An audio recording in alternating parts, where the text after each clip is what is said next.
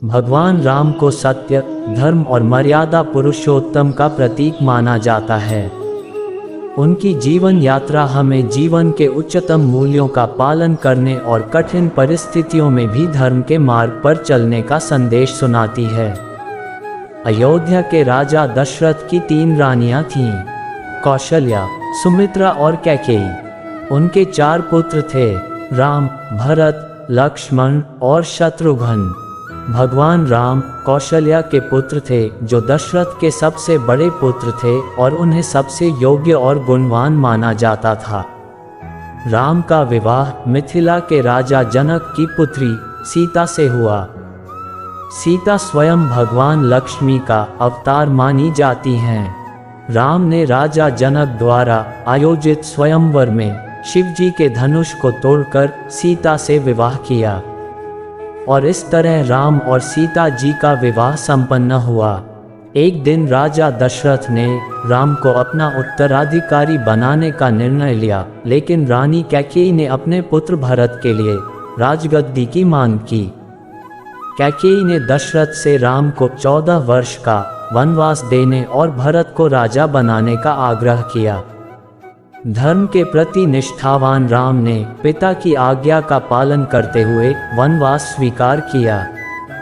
सीता और लक्ष्मण भी राम के साथ वन में चले गए।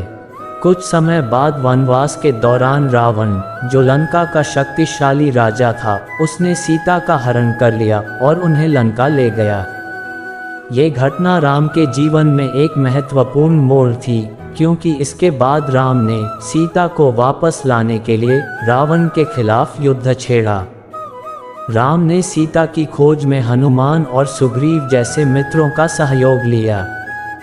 हनुमान की सहायता से राम ने लंका का मार्ग ढूंढा।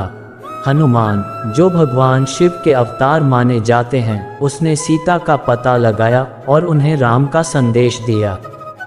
राम, लक्ष्मण, हनुमान और वानर सेना ने लंका पर चढ़ाई की।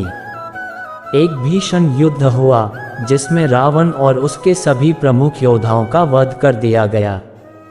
राम ने रावण का वध कर सीता को मुक्त कराया। फिर वनवास की अवधि पूरी होने के बाद राम, सीता और लक्ष्मण अयोध्या लौटे।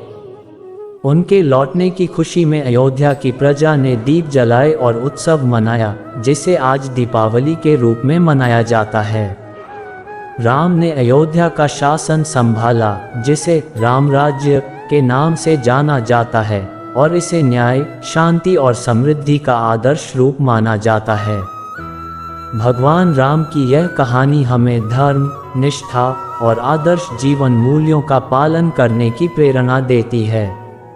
रामायण का अध्ययन और उसकी शिक्षाओं का अनुपालन भारतीय संस्कृति और समाज में अत्यंत महत्वपूर्ण है। इसी प्रकार के धर्म से जुड़े कहानी सुनने के लिए हमारे चैनल को सब्सक्राइब कर लीजिए। अगर फेसबुक पर देख रहे हैं तो फॉलो कर लीजिए।